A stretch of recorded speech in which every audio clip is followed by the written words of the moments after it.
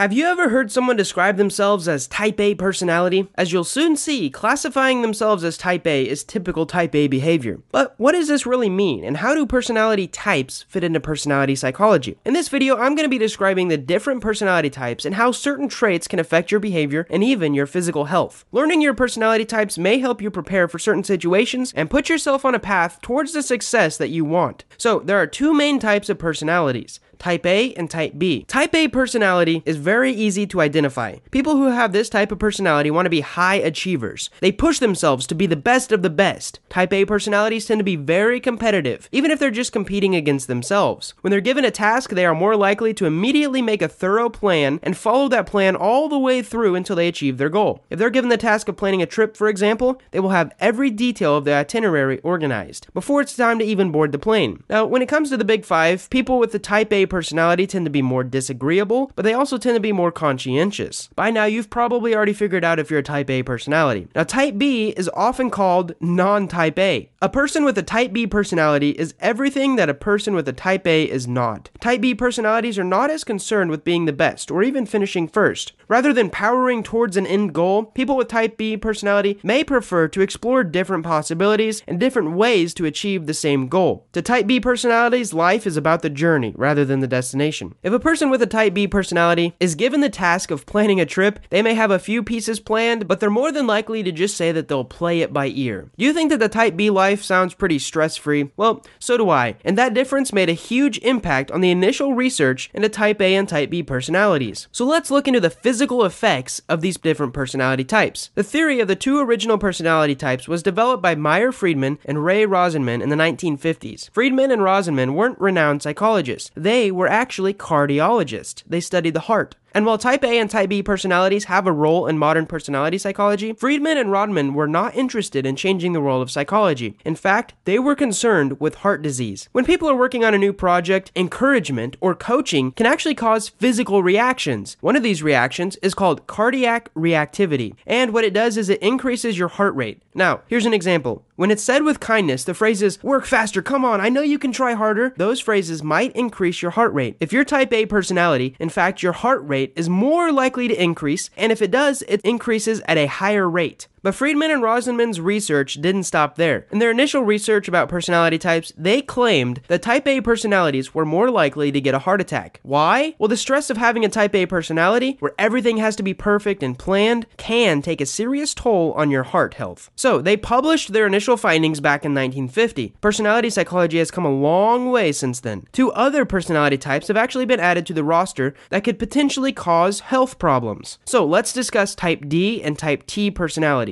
Type D personality traits exist outside the world of Type A or Type B. Even if a person with a Type A personality is faced with a big task, they still meticulously plan and organize themselves with the hopes and determination of actually completing that task. Now, people with a Type B personality live a less stressful and therefore more easygoing life. They still face big tasks, but they face it with a shrug and an assumption that everything will work out in the end. Now, people with Type D personality, if they're faced with a big task, are actually unlikely to think that they can even accomplish the task in the first place. The D stands for distress. People with Type D personalities are much more likely to be pessimistic, talk negatively about themselves, and feel hopeless. Negativity can actually cause stress and physical problems, very similar to the ones people with Type A personality experience. Research actually shows that people with Type D personality are more likely to experience coronary artery disease, a weak immune system, or chronic inflammation. Now, what I thought was cool is this sounds a lot like the physical results of a pessimistic mindset from the book Learned Optimism. So Type D personalities are in distress. Let's talk about Type T personality. Type D personality traits may encourage someone to stay in and mope. Do people with a Type T personality mope? No, they're probably too busy snowboarding or bungee jumping. The last personality type that has gained popularity in recent years is the Type T personality. People with this type of personality are thrill seekers. They seek out and chase experience with high risks. These risks could even be the risk of death. For example, Type T personalities tend to climb mountains or skydive. Or they could be the risk of living without a steady income. For example, they might be artists, entrepreneurs, or gamblers. These are types of people that are likely to have the Type T personality.